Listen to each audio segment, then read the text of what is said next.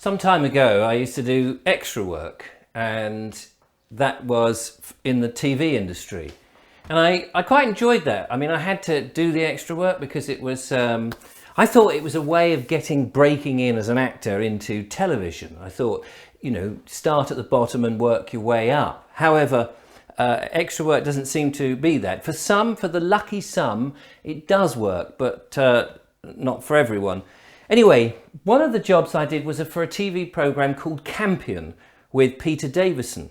And Peter Davidson was this 1930s detective.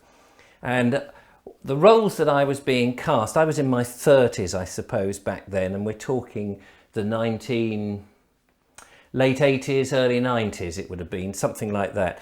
And the roles that I was often cast was as a policeman.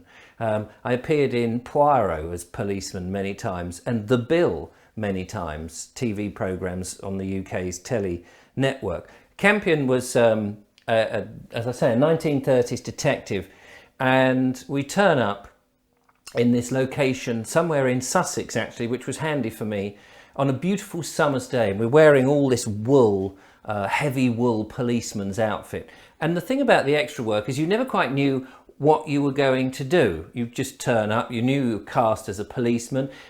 Being an extra or a walk-on meant that you didn't have any lines. Most of the time it was start from here and pass the camera like that and then come back again. And so I didn't really have any expectations, except we were loafing about in the garden of this beautiful 1930s white Art Deco house buried in the countryside. And there was just two of us, two walk-on parts, and Peter Davidson, another actor, and some other people. Anyway, they were filming in the house, doing whatever they were doing. When you do the extra work, you have no idea what the program is about necessarily, you know, in terms of the plot or the story. You just know the name of the thing, and that's about all. And then you get a brief synopsis of what the scene is when it's your turn to do it. Most of the time you're hanging about doing nothing. So we were hanging about doing nothing in these heavy outfits with our police uniform ties open and a woolly jacket open, just lying in the sunshine, which was very nice. And then suddenly out comes the third assistant, who is usually the one who is in charge of the extras. And there she comes with her walkie-talkie and it says, "Oh, can any of you drive?" And I immediately put my hand up. Yeah, no, I can drive. And she said, "Oh, great. Because we want someone to drive." And I thought, that's great, okay. So I didn't think any more about it really, except that I knew it was vintage and there'd probably be an old car to drive. And I was quite looking forward to that, driving a little old car. Had no idea. Anyway, we hung around. Eventually, they said, "Oh yes, you are going to be driving this car and we want you to come down the driveway." So I thought, oh, because it's an old car, it'd be great. I don't want to make a mess of it. It would be great if I could just have a little go, just try out the car to feel the pedals, to feel the steering and all the rest of it, just so that I felt comfortable. And they said, yeah, no, there'll be plenty of time. Anyway, of course, there wasn't plenty of time. And the next thing I knew, they wanted to do this. So there we go. I'm ushered down along with the other policeman who's in the car with me, and Peter Davidson, the star, he is sitting next to me. I'm in the driver's seat, he's sitting next to me, so I'm driving him. And the idea, and there's another actor and this other extra, so there's four of us in the car. And the idea is that we're hurtling down this gravel driveway to see whoever it is in this house. I don't know whether it's an emergency or whatever it is, but all I know is it's an urgent drive. So we're driving down urgently. Now I should explain that the driveway is curved. It's a long straight, then it curves right in front of the frontage of the house. Beautiful white gravel, and then this immaculate lawn and this stunning Art Deco house with a big frontage and all the rest of it. And it's quite a longish drive, and by long I mean a couple of hundred maybe 100 yards, and then there's the curve. So not a big massive estate where it just goes on for miles, but but long enough that you can get a bit of speed up, then an abrupt L-shaped curve to turn in front of the house. So that's the thing. Okay, camera is set up, and what they want me to do is drive down this drive and stop. The camera is at the end of the drive, so I drive down like this and stop right in front of the camera. That's the idea. And I think it was shot in film, so it was a film camera, and it was all, quite precious, I suppose. It was all, everything had to be right.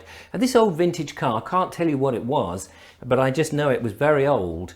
And I thought, okay, it'd be fine. I'll just get in it and drive it. Well, of course, as soon as I get into the seat and everyone's getting in, the bloke who owns the car, who's lent it for the film production, has said, I ought to tell you that the accelerator pedal and the brake are the opposite way round.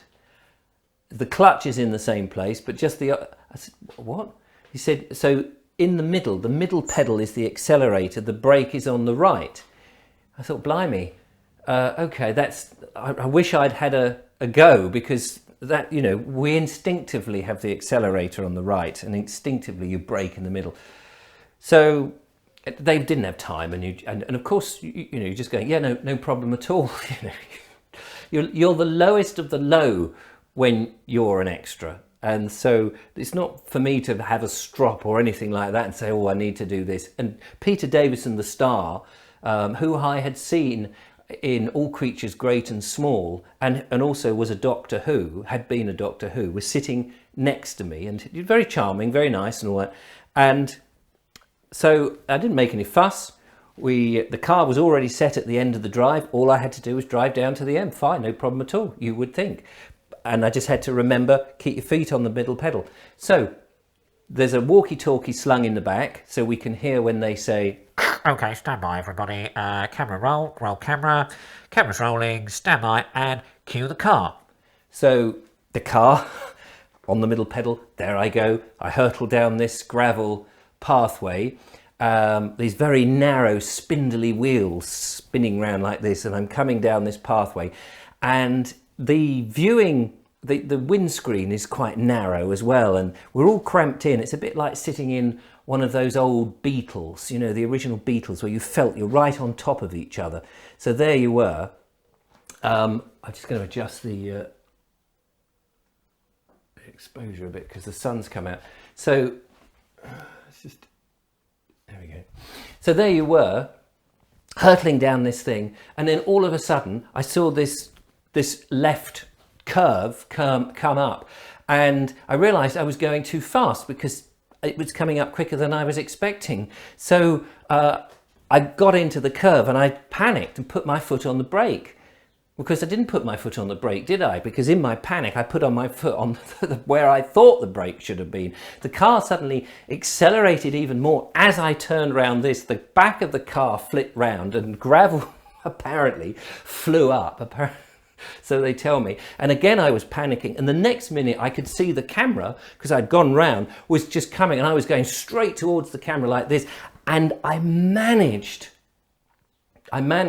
in my panic to sort of control this car to get my foot on the right, which just felt so wrong, and slow the sodding thing down. And I skidded right up within a foot, I suppose, like this, like that, right up. Oh, the dog wants to go out now.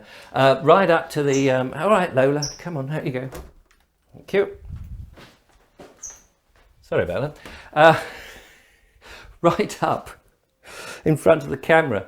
And the director's going, fantastic, that's a take, brilliant, loved it.